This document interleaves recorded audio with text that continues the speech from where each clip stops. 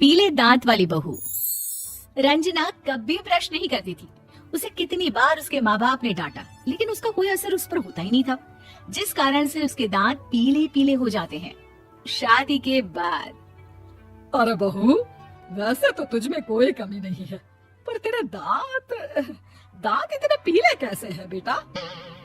कैसे है मतलब? कोई सर्जरी थोड़ी ना कराई है। वो तो क्या नाम, मैं ब्रश नहीं करती थी तो पीले हो गए। अब क्या करूं? आप कहे तो लाल करवा लूं या फिर काले? यार ये क्या है, क्यों माँ से लड़ रही हो? लड़ रही हूँ?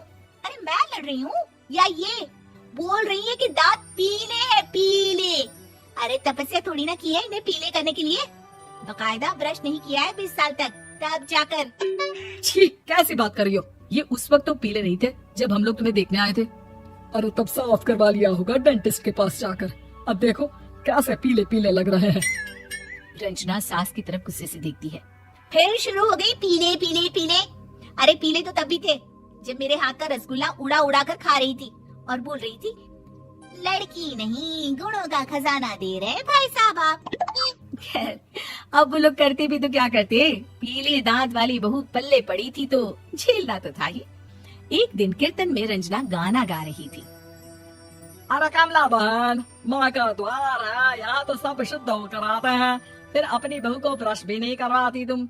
दूर से पीले पीले दांत भक्ति में बाधा उत्पन्न कर रहा है। और कोई 2 साल की बच्ची थोड़ी ना लेकर आई हूँ मैं बहू बनाकर। अच्छी खासी लड़की है, अरे कैसे करवाऊं ब्रश? ये तो उसे खुद करना चाहिए ना। अब माँ बाप तो इसके जैसे तैसे निपटा दिए, ये नहीं सोचा कि सास कैसे संभालेगी। सास बहू को लेकर घर आ जाती है, लेकिन सोच लेती है कि अब इसे लेकर कहीं नहीं जाएगी। अगले रोज बहू कहती है, अरे क्या हो गया, मंदिर नहीं जाना क्या? कीर्तन का वक्त हो रहा है। मेरी मधुर वाणी से कान्हा जी जागते हैं और सोते हैं। आप तो जानती है ना उनकी भक्ति में कितना मन लगता है मेरा। वो क्या है ना, तबीयत ठीक नहीं लग रही है मेरी, आराम करूंगी मैं। तबीयत ठीक नहीं लग रही? अभी तो मिथुन के गाने पर नाच रही थी आप, और अब बोल रही है कि तबीयत ठीक नहीं लग रही। अरे भक्ति में मन लगा लो सासू माँ, ऊपर जाना है, क्या मुंह दिखाओगी आप? हाँ, सास को बहू की बात पर गुस्सा आ जाता है। मैं क्या मुंह दिखाऊंगी, इसकी चिंता तो ना कर, समझी?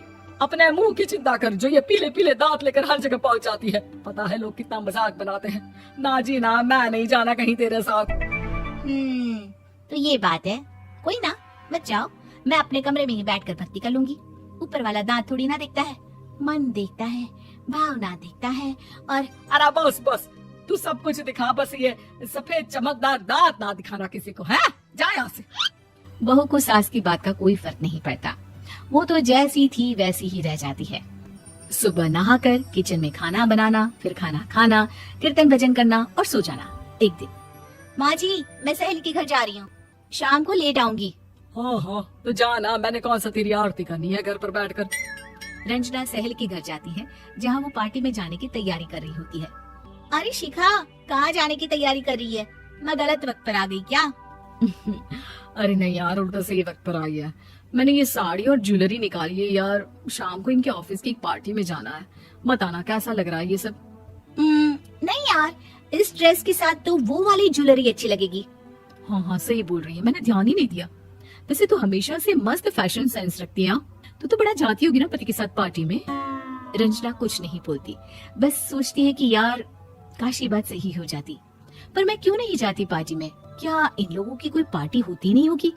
रंजना घर आती है और रात में पति से सवाल करती है, एक बात बताइए, आप मुझे किसी पार्टी में क्यों नहीं ले जाते? क्या आपकी यहाँ ऑफिस में पार्टी नहीं होती? पति बेचारा क्या कहता कि दांत पीले हैं तुम्हारे इसलिए। अरे कोई पार्टी होती नहीं हम लोगों के ऑफिस में, तो कहाँ से लेकर जाऊं? और मार्केट, मॉल, कहीं वीकेंड घूमना, कहीं तो। अरे यार सारे हफ्ते में एक छुट्टी मिलती है, तो सोचता हूँ कि आराम ही कर लूं। क्यों? रंजना मन मार के रह जाती है। पहले कभी सास के साथ मंदिर जाया करती थी, लेकिन वो भी सास ने ले जाना बंद कर दिया। घर बैठी बैठी रंजना बोर हो जाती है। तभी उसे आइडिया आता है और वो मायके जाने का सोचती है। सासू माँ, 2 दिनों के लिए मम्मी के घर जा रही हूँ। अच्छा ठीक है, आराम से जा। और हाँ, माँ से कुछ अच्छी आदत सीख कर आना कि कैसे शरीर के हर भाग की तरह दांतों की सफाई भी जरूरी होती है, समझी? शुरू हो गई ना आप? वो लोग आपकी तरह नहीं है कि छोटी छोटी बात का बतंगड़ बना दे। उन लोगों के लिए मैं मायने रखती हूँ, ना कि मेरे पीले पीले दांत। रंजना माँ को बिना बताए उन लोगों को सरप्राइज देती है, लेकिन जैसे ही वो दरवाजे पर पहुंचती है, अंदर देखती है कि घर वाले कहीं जा रहे होते हैं। अब माँ, काश रंजना दीदी के दांतों वाली प्रॉब्लम नहीं होती तो वो भी हम लोगों के साथ चलती ना बुआ जी की बेटी की शादी में। हाँ बेटा, लेकिन अब उसे कौन समझाए कि उसको उसके पीले दांत नहीं दिखते, लेकिन उसके आसपास के लोगों को कितना एम्बेरसिंग फील कराते हैं। मुझे तो कितनी बार उसके स्कूल की टीचर ने शिकायत की कि उसके साथ कोई लड़की बैठना भी नहीं चाहती, और ना ही कॉलेज में कोई उससे बात करना चाहता था, लेकिन पता नहीं क्यों उसे ये बात समझ में ही नहीं आती। कोई कमी नहीं है उस लड़की में, बस यही कि दांत पीले हैं। वो तो भला हो जीजा जी और उनकी माँ का, जो दीदी को जैसी है वैसे ही रखा हुआ है। रंजना को अपने घर वालों की बात सुनकर बहुत दुख होता है। वो सोचती है कि वो क्या करे, लेकिन फिर वो सीधा डेंटिस्ट के पास जाती है, अपने दांत चमकाती है और कसम खाती है कि वो रोज ब्रश करेगी।